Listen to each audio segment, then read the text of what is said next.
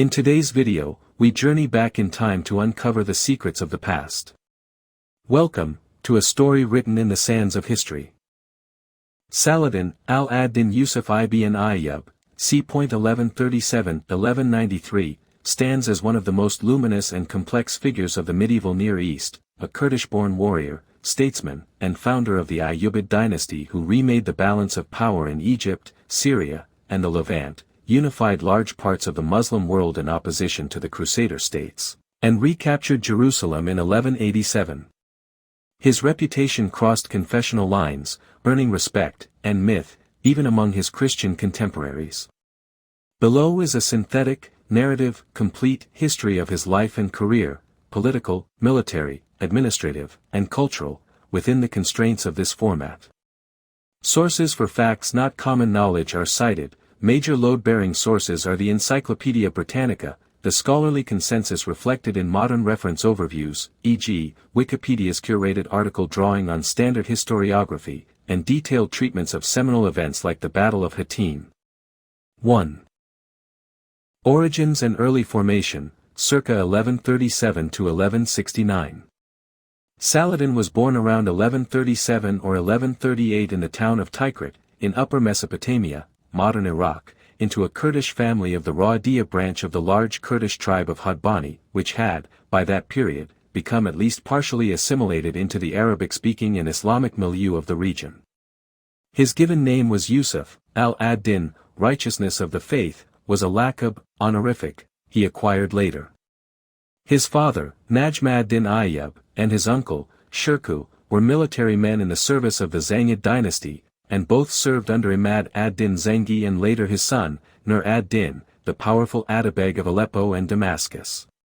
The family's fortunes were tied to the turbulent power struggles of the waning Seljuk order and the rising regional emirs. Wikipedia. Young Saladin was brought into a martial environment early. He was sent to serve in the court of Nur ad-Din in Damascus, where he received both military training and exposure to the ideological and religious currents of the time, including the rising Sunni revivalism that emphasized Orthodox Muslim unity against both internal fragmentation and the external threat posed by the Latin Crusaders. Nur ad-Din himself was a critical patron. The young Yusuf, Saladin, proved adept, loyal, and politically cautious, traits that would serve him well.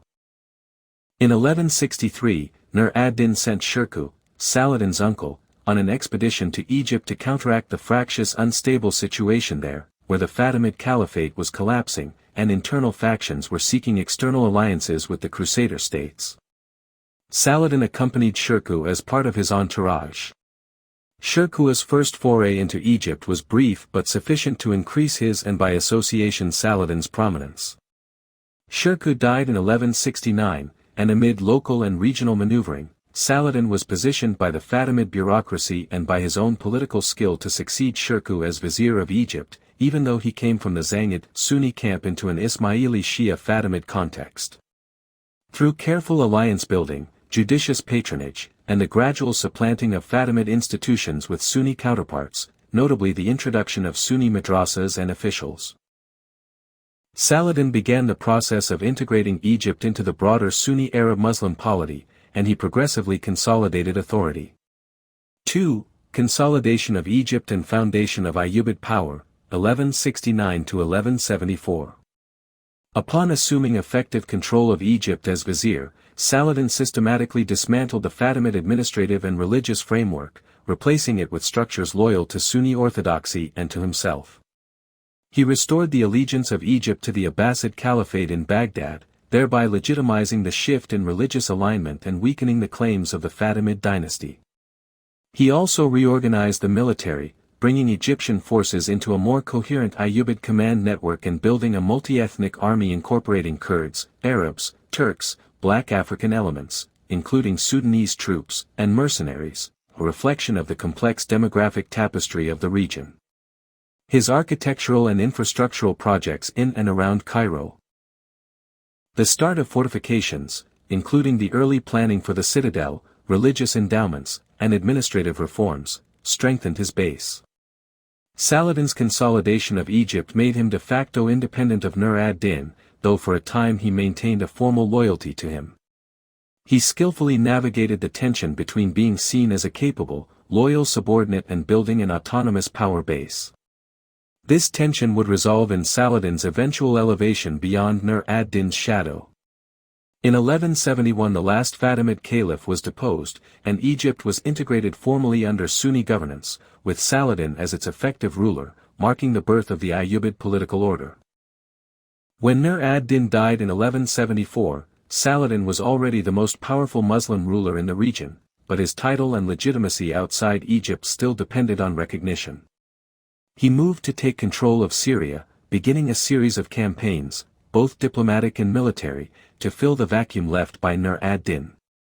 By 1174 to 1175 he had asserted his authority in Damascus, Aleppo, through influence, and other Syrian urban centers, often using a combination of marriage alliances, appointments of loyal family members, and military pressure.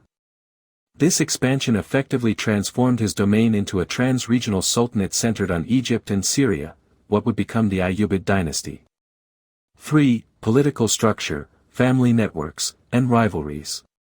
Saladin's governance model integrated kinship with centralized control. He appointed brothers, nephews, and sons as governors of key cities while retaining ultimate authority.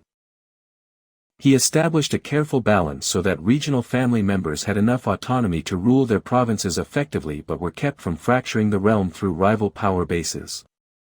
His principal adversaries were often internal, rival Ayyubid relatives, as well as external Crusader states and occasional Seljuk and other regional actors seeking leverage. The maintenance of legitimacy was not solely military. Saladin cultivated the image of pious Muslim rulership. He patronized Sunni scholars, Sufi figures, and charitable institutions, projecting himself as defender of Islam, not merely a conquering warlord. He also managed, with varying degrees of tolerance, the religious minorities within his realm. While he was a Sunni consolidator, he was pragmatic and generally avoided widespread sectarian persecutions that would destabilize his newly unified territories. 4. The growing Crusader threat, early campaigns, and the path to Hattin, 1174 to 1187. By the mid-1170s, the Latin Crusader states, principally the Kingdom of Jerusalem, the Principality of Antioch, and the counties of Tripoli and Edessa, the latter mostly lost earlier, continued to hold coastal fortresses and inland strongholds, often in a fragile balance of truces and intermittent warfare with Muslim neighbors. Saladin, having succeeded in unifying Egypt and Syria under Ayyubid authority, turned his attention to these outposts, not purely for territorial aggrandizement, but framed in his propaganda and diplomatic language as reconquest, jihad, and the freeing of Muslim lands. Through the late 1170s and early 1180s, Saladin conducted a series of raids, sieges, and strategic pressure campaigns. He took control of key buffer zones, forced truces on favorable terms, and steadily wore down Crusader cohesion. The strategic capture of cities like Homs, Baalbek, and the systematic contesting of inland control eroded the Crusader state's ability to project power. In 1183, Saladin captured Kerak and other sites, demonstrating his ability to strike deep into areas previously considered relatively secure by Crusader lords. Rivalries within the Crusader leadership, exemplified by the tensions between Guy of Lusignan, later king of Jerusalem, the reckless Reynald of Châtillon, and military orders like the Templars and Hospitallers, contributed to disunity. Reynald, in particular, provoked Saladin by raiding Muslim caravans and even attempting attacks on Mecca, through indirect threats, violating truces and prompting calls for a decisive Muslim response. Saladin used such provocations to unify Muslim sentiment and justify larger campaigns. 5. The Battle of Hattin and the Fall of Jerusalem, 1187. In July 1187, the decisive moment arrived. The Battle of Hattin, fought near the Horns of Hattin in Galilee on July 4, 3–4 July by some reckoning, was the result of a combination of Crusader strategic errors, internal discord, and Saladin's disciplined campaigning. King Guy of Lusignan, swayed by the hawkish counsel of Reynald of Châtillon and Gerard de Riedfort, Grand Master of the Templars, marched the Crusader army out to relieve the besieged fortress of Tiberias. Saladin had deliberately drawn them into a water-starved, exposed position. He deployed a large force, estimates vary but likely between 20,000 and 40,000 men, with a corps of 12,000 regular cavalry, to harass, cut off, and gradually wear down the Crusader army. The Crusaders, suffering from thirst, heat, and breakdown in cohesion, were encircled and annihilated. The true cross was captured, much of the Crusader nobility was taken prisoner, Guy of Lusignan was later ransomed, and Reynald of Chatillon was executed by Saladin for his repeated violations of truce and provocations. Most of the military order's captured knights were executed, with a few notable exceptions. Saladin's treatment of the other noble prisoners was comparatively merciful, which bolstered his image of a chivalrous Muslim ruler in both Muslim and some Christian eyes. The aftermath of Hattin was catastrophic for the Latin kingdom of Jerusalem. Within weeks, Saladin's forces swept through much of the remaining Crusader territories, retaking Acre, Jaffa, Nablus, and other key sites. The climax came on October 2, 1187, when Jerusalem, long held by the Franks, surrendered to Saladin after a relatively negotiated handover that spared many inhabitants. He allowed Christian pilgrims to leave safely on payment of a modest ransom and ensured sacred sites were respected, further burnishing his reputation for clemency. 6. The Third Crusade and Saladin's diplomacy, 1187–1192. The fall of Jerusalem shocked Christendom and triggered the Third Crusade, 1189–1192, led by Europe's most famous monarchs, Emperor Frederick Barbarossa, King Philip II of France, and King Richard I of England, the Lionheart. Saladin's challenge was to prepare for a new wave of powerful, well-resourced invaders while maintaining control over the reconquered territories, managing internal Ayyubid dynamics, and keeping Muslim morale high. Saladin engaged in a mixture of military resistance and pragmatic diplomacy. His forces faced the Crusader armies in a series of engagements, some indecisive, others more costly, but he managed to avoid a catastrophic defeat. The arrival of Richard the Lionheart in 1191, after the early death of Frederick, whose army largely dissipated, and Philip's withdrawal, marked the high point of the Christian counteroffensive. Richard's forces recaptured Acre after a prolonged and brutal siege, and although he and Saladin never met face to face, they exchanged envoys, gifts, and letters in a dialogue that combined warfare with mutual respect. Contemporary Christian chroniclers, and later medieval European literature, often portrayed this interaction as one of the great instances of chivalric cross-cultural admiration. Richard purportedly hailed Saladin as a great prince, and Saladin reciprocated with regard for Richard's reputation. In spite of repulsing direct attempts to dislodge him completely, Saladin faced growing logistical and personal strain. The prolonged campaigning had stretched his resources, and internal tensions among Ayyubid princes, some of whom sought greater autonomy, complicated unified Muslim strategy. Still, in 1192 Saladin negotiated the Treaty of Jaffa with Richard, which allowed Christian pilgrims to visit Jerusalem freely while leaving the city under Muslim control. It also secured a truce that stabilized the frontier without ceding the Holy City itself. The terms were a pragmatic compromise. Richard failed to recapture Jerusalem, but retained several coastal footholds, while Saladin preserved his strategic and symbolic prize and maintained the narrative of Muslim defense and guardianship. 7. Administration, ideology, and personal reputation. Saladin's rule combined martial prowess with an administrative vision grounded in Islamic legitimacy and personal austerity. He was famed, and perhaps partly mythologized, for personal piety, generosity, and a sense of justice. Stories circulated in both Muslim and Christian chronicles, some contemporary, some later, depicting him as magnanimous to foes, frugal in his private life, and devoted to the welfare of his subjects. He invested in religious institutions, madrasas, mosques, hospitals. He patronized scholars and upheld the assertion of Sunni Islam in a region that had known sectarian competition. His legal and fiscal reforms stabilized taxation and revenue to fund both the military and public works, while his court promoted a narrative of a unified Islamic counterweight to the Crusader other. His reputation for chivalry was reinforced by episodes such as the reputed ransom and kind treatment of prisoners of war and even occasional acts like reportedly redeeming a Frankish child or treating ill Christian captives with care. These stories, whether always accurate or somewhat stylized by later chroniclers, fed into a cross-cultural legend that persisted in European literature, e.g., romanticized portrayals in The Talisman by Walter Scott centuries later, and Muslim historiography alike. 8. Internal challenges and succession planning. Despite the outward unity he projected, Saladin faced recurring challenges from within his extended family network. He had distributed territories among his kin to placate ambitions. Sons, brothers, and nephews held provinces in Egypt, Syria, Yemen, and parts of Upper Mesopotamia. The arrangement, while effective during his life due to his personal authority and balancing skills, contained the seeds of fragmentation, as local Ayyubid rulers often coveted greater independence once he was gone. Saladin was aware of these dynamics and attempted to institute a degree of order, the creation of a council of senior Ayyubid princes for adjudication and a loose framework of primacy centered on his eldest surviving son, but the system was inherently unstable in the long term without his unifying presence. 9. Death and immediate legacy, 1193.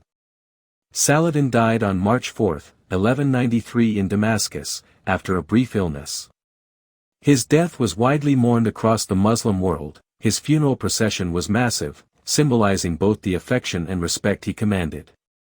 He left behind a political order that, while personally consolidated under him, was immediately prone to internecine disputes. Within years, the Ayyubid domains began to fragment, with various heirs and relatives asserting competing claims, particularly in Egypt, Damascus, Aleppo, and Yemen. Nevertheless, the system he built endured in modified forms for decades, and his name remained a shorthand for Muslim resistance, princely virtue, and religious legitimacy.